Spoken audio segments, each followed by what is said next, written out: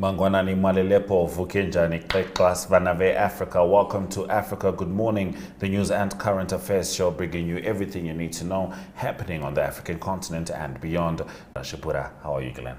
I'm doing very well. How was your weekend? My weekend was fantastic. And yours? I see the smiles. Yes. Mine was very chilled and laid back. I read a lot for just taking care of me. Yeah. That is essential. It's very essential. Absolutely. Let's take a look at what you can expect in today's broadcast.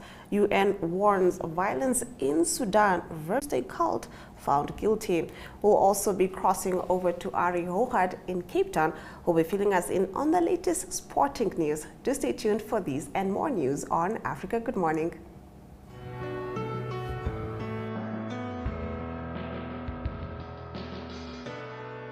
The troubles we make are big. It won't be long till they are gone.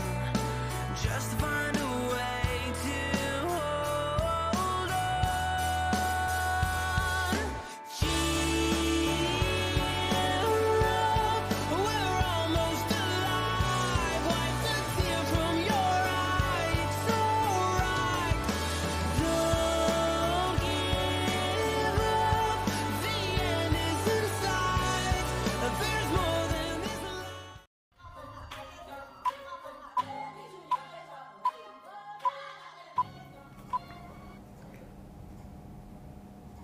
Getting into our top stories, of violence against civilians in Sudan is verging on pure evil. A senior United Nations official warned on Friday as the humanitarian crisis in the country worsens and ethnic violence escalates in the western region of Darfur.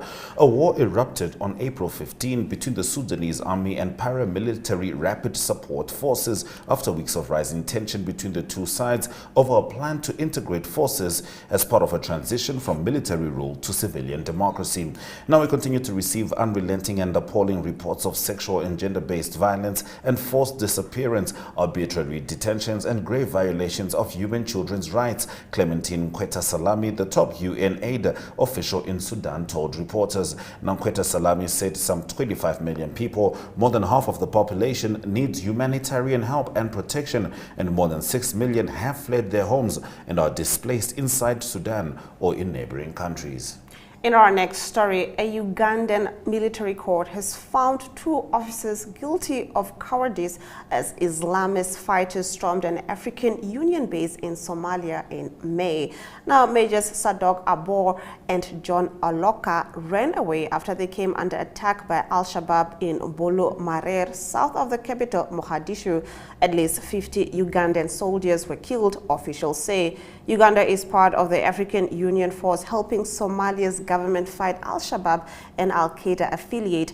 The attack on Bolo Marer was one of the deadliest for the African Union force ATMIS since it launched a new offensive against Al-Shabaab last year. Uganda's President Yoweri Museveni criticized his military for its response. The Ugandan military court sitting in Mogadishu heard that the officers had been given warning of an impending attack but failed to act to deter it. As Al-Shabaab gunmen stormed the base, they failed to rally their troops and instead ran away to another base. Both officers have been dismissed from the army. Now, Paul Mackenzie, the Kenyan preacher at the center of a doomsday cult that led to the deaths of more than 400 people, was found guilty on Friday, but not for their killings. The senior resident magistrate in the town of Malindi, Oga Onalo, instead found Mackenzie guilty of operating a TV studio and distributing films without a license from the Kenya Films Classification Board. The preacher has been in police custody for more than 6 months now, since he was arrested in April following the discovery of hundreds of bodies in mass graves in a forested area across his 800-acre property in the coastal county of Kilifi. Prosecutors say Mackenzie ordered his congregants to starve to death in order to meet Jesus. However, he has not been formally charged over the deaths, despite being arraigned in court on numerous occasions since his arrest. In our next story, the United Nations has described floods that have uprooted hundreds of thousands of people in Somalia and its neighbors as a once-in-a-century event. The UN Office for the Coordination of Humanitarian Affairs said around 1.6 million people in Somalia could be affected by the heavy seasonal downpours which follows a historic drought. Let's take a look at this video on just that. The United Nations has described floods that have uprooted hundreds of thousands of people in Somalia and its neighbours as a once-in-a-century event. The UN Office for the Coordination of Humanitarian Affairs said around 1.6 million people in Somalia could be affected by the heavy seasonal downpours, which follow a historic drought. The floods have already killed at least 29 people in Somalia and forced more than 300,000 from their homes. In Mogadishu on Thursday, Hussein Abtidoon, the regional director of hygiene and beauty restoration, was cleaning the streets with his team. Yesterday, the rains damaged the engines of many cars. Many tuk-tuks were pulled out of the water. The workers are ready to help in the areas that were affected. We rescued many tuk-tuks carried away by the floods. Our rescue teams are on standby near the dams in the city to save people from the floodwaters. Among places flooded in Somalia are camps for those already displaced by a jihadist insurgency or by the country's worst drought in 4 decades. Aid groups say people there are being forced to flee for a second time. UN Aid Chief Martin Griffiths said extreme weather linked to the ongoing El Niño weather phenomenon could further escalate humanitarian needs in already vulnerable communities. We know what the risks are, he said, and we need to get ahead of these looming crises. All right, in the last of our top stories, evacuations from the Gaza Strip into Egypt for foreign passport holders and for urgent medical treatment was suspended on Friday, 3 Egyptian security sources and a Palestinian official said. Now, the Palestinian official and an Egyptian medical source said the suspension was due to problems bringing medical evacuees to the Rafah border crossing from inside Gaza. Now, the limited evacuations from Gaza to Egypt began on the 1st of November and were paused twice in the past week due to bombardments that aid staff said hit or targeted medical convoys. Those have been our top stories on Africa Good Morning. Stay with us as we have more news after the break. It's the Premier League, all on DSTV. All the goals, clashes, and moments. All of Rashford, Salah, and Saka. Their start is getting better and better and better. All in HD. Available on all these bouquets to choose from. To watch on all these devices, get DSTV with an HD decoder, free installation plus 1 month compact for 1,549 Namibian dollars. It's the Premier League, all on DSTV. Hi, Kambaripa. Hi, Melissa. You look upset. Is everything okay? A healthcare worker refused to attend to me because I visited the healthcare facility without a guardian. Healthcare workers are not allowed to do that. This sounds like a job for your shield of survival. Huh? Your rights, they're your superpowers. Your shield of survival is your right to life, health, nutrition, shelter, and an adequate standard of living. For more information, contact the Children's Advocate Namibia in the Office of the Ombudsman on 061 20 73 111. Send us an SMS on 20401. SMS costs 40 cents. You can also send us a message via our Facebook page. Remember, the services of the Children's Advocate are free of charge.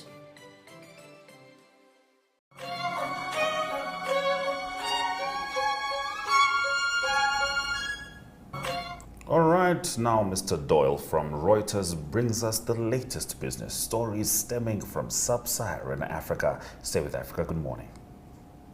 Here's what's been making the business headlines in sub-Saharan Africa this week.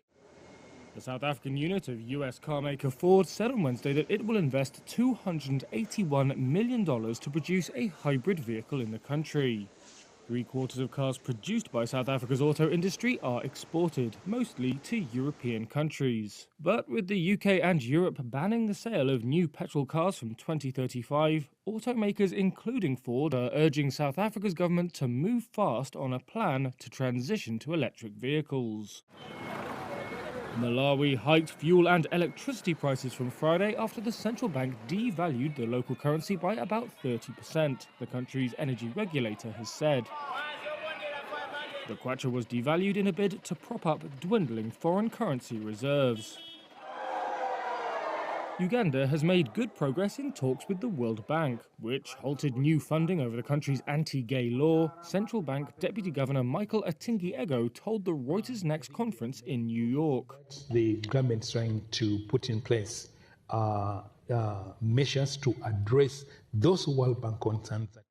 The law, which punishes some same-sex acts with the death penalty, is facing a challenge in Uganda's constitutional court.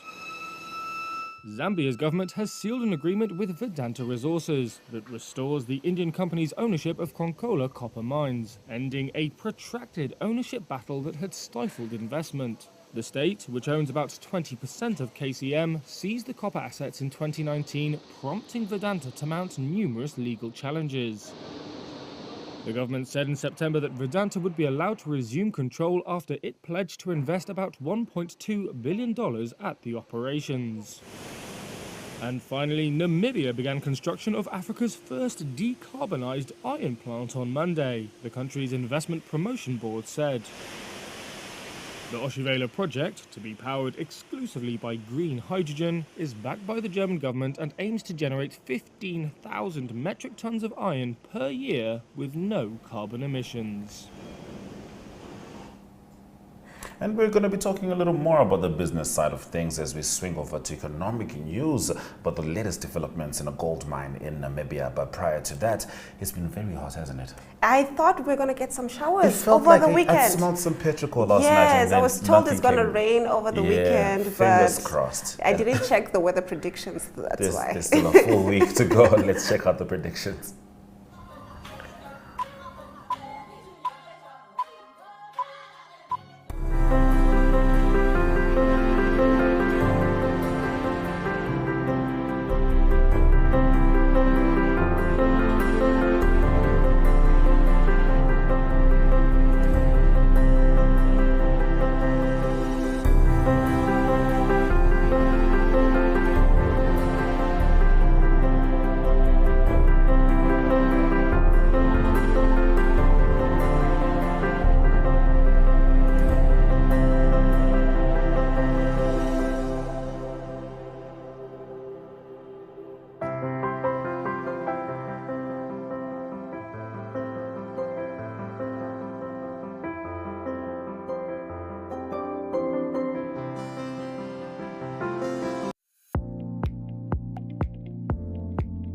Newsprint Namibia is a web offset printing operation that specializes in the printing of newspapers and commercial inserts.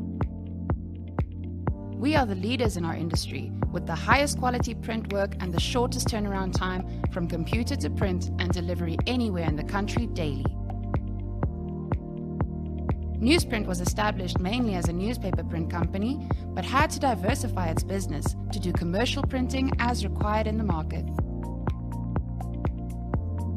We print commercial inserts previously printed in South Africa in the shortest possible time. We, as an organization, also started printing workbooks for our education system and will also print textbooks for the Namibian market. For more information, please contact print@newsprint.com.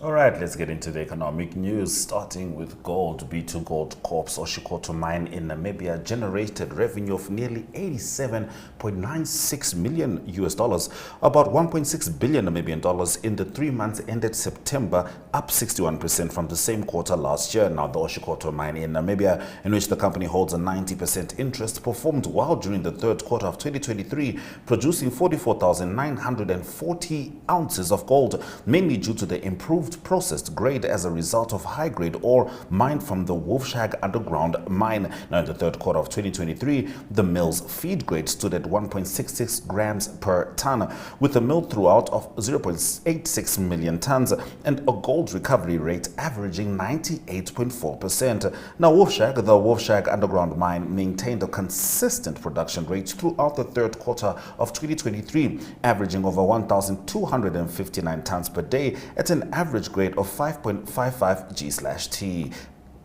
Now, this was due to minor slope failure leading to haulage restrictions caused by a redesign of the main haulage ramp. The ramp has since been reconstructed and there is no anticipated impact on the full year budgeted 2023 gold production, B2Gold said. Now, as of the beginning of 2023, the Probable Mineral Reserve estimate for the Wolfshag deposit includes ounces of gold within 1.1 million tons of ore. I don't know if you noticed, I was trying to do the maths with my hands. Oh, really? Because I was like, that's a lot of money. That's a lot of money and in just a quarter. Just a quarter. It's going to be interesting Wow. to see how gold fares as other things crop up in Namibia, like green hydrogen, and you look at the oil discovery, if they'll be able to produce the same way. It'll be interesting to see. I want to see also what the what the energy industry is going to look like in the next 5 to 10 years. Exciting times ahead. But let's talk about the world population for a second, which has passed 8 billion. The human species has topped 8 billion with longer lifespans offsetting fewer births.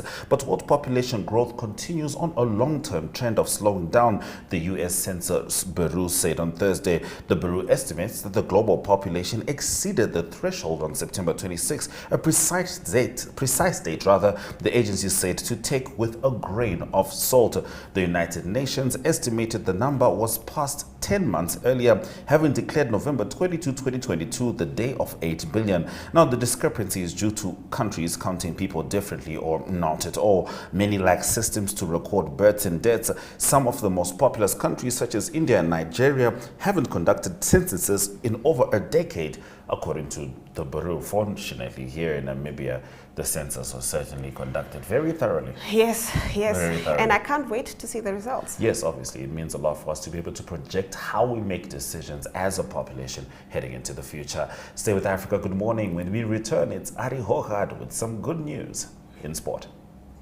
Hi, Sonia. Hi, Tufeni. What are you reading? I'm reading about the Child Care and Protection Act in this pamphlet I got from school. What's that? It is Namibia's main law for the children and the issues affecting them. The act classifies here that a child is anyone under the age of 18 years. Check out some of the rights meant to protect you. For more information, contact the Children's Advocate. For more information, contact the Children's Advocate Namibia in the Office of the Ombudsman on 061 20 73 111. Send us an SMS on 20401. SMS costs 40 cents. You can also send us a message via our Facebook page. Remember, the services of the Children's Advocate are free of charge.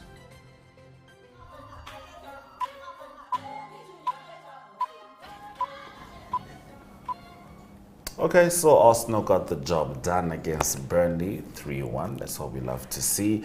Manchester United playing Luton Town, who they last faced in 1992. Subsequently, the last time Luton Town was in the Premier League, managed a whopping 1-0 win at Old Trafford, because that's the best they can manage right now. We understand their plight. Chelsea versus Manchester City, so far, by far, the most entertaining game of the season. It was electric, 4-4 each side, 8 goals in one game, and that means Man City is on top of the league, but with 1 point, followed closely by Liverpool and Arsenal, who are only separated by a goal difference. But here's Ari Hochad to give us more sport news. Ari, take it away.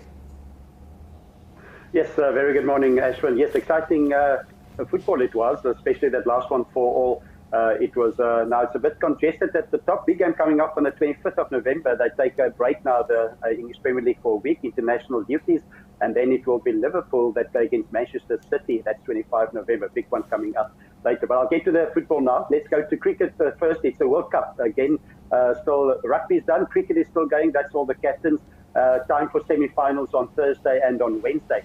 Just briefly, what happened over the weekend: India beat the Netherlands, their last game, convincingly 160 runs. And then on Saturday, Australia beat Bangladesh by 8 wickets. chasing 306, impressive 177 by Mitchell Marsh. And it is England that beat Pakistan by 93 runs. So all the round robins done. On Wednesday, it will be the first semi-final. It will be New Zealand. They stay in action. New Zealand will play a tough one against India, the host, on Wednesday. And then Thursday, South Africa in action. Southern African hopes on them. They play against Australia. That's on Thursday. So the final will be this coming Sunday. The winners of those two semi-finals going through to that one. Exciting World Cup still coming up this week. On that football or soccer that you talked about, Ashwin, like you said, Man City, Manchester City still on top, but they dropped points against Chelsea. Very exciting 4-4, especially late in the game in the 95th minute. It was Cole Palmer. He's a former Manchester City player, and he stepped up for a penalty against his old club. Quite impressive for him to score, and it was 4-4 in that game ending. Liverpool and Arsenal just 1 point behind now, 27 league points, both of them winning. And Tottenham Hotspur losing points. They lost to Wolverhampton. They're down to 4th again. And Manchester United winning at home against Luton 1-0. They're up in 6th position. And Newcastle also losing ground. So lots of action in the English Premier League. Like I said earlier, a big one coming up on the 25th of November. There's a week break. And then it is the Liverpool that will play against Manchester City. That will be a big game leading up to Christmas. I suppose Christmas present for someone, hopefully for Liverpool. And let's go on to some rugby news. The United Rugby Championship still happening, continuing. 4 teams of the South African franchises playing in Europe. A tough battle for them. All their Springboks are still resting. They're playing against all the European teams with all the internationals back at the moment because they had an early exit, all of them early exit in the World Cup in France. Briefly, the Bulls leading on top with Leinster, 15 points after 4 games. But at the moment, Bulls beat Cardiff 18-12 over the weekend. The Stormers lost to Benetton 2017. The Lions beat Scarlets 24-23. And the Sharks, having a dreadful season, lost 12-10 to Zebra. They're 16th, last on the log. But they have plenty of Springboks coming back when they get back to South Africa again. So they will do a lot better in the second half. And then just briefly to close, it was a big one, golf at Sun City. It's a Nedbank Golf Challenge. That's Max Homer. Great to see him in action in South Africa. He's number 8 in the world. He won by a score of 19 under par for the 4 rounds. And it was Nikolai Højgaard, second, minus 15. Also good to see Justin Thomas, another American in the field. He was at minus 12 and the best place South African, tied for 6th. Henny du Plessis on minus 10. So that's the old Nedbank Challenge, old $1 million. Now 66 players playing in that tournament, a big field, European tour. That's international sports news for today. It was a good weekend of sport. All the best for the cricket, especially for the Proteas. Big game Thursday against Australia, semi-final World Cup in India. Great week for everyone. Goodbye. Thank you very much, Ari. We'll certainly be looking forward to that game and more, especially that we're hitting the international break. Stay with Africa. Good morning. Highlights coming soon. It's the Premier League, all on DSTV. All the goals, clashes, and moments. All of Rashford, Salah, and Saka. Their start is getting better and better and better. All in HD. Available on all these bouquets to choose from. To watch on all these devices, get DSTV with an HD decoder, free installation plus 1 month compact for 1,549 Namibian dollars. It's the Premier League, all on DSTV.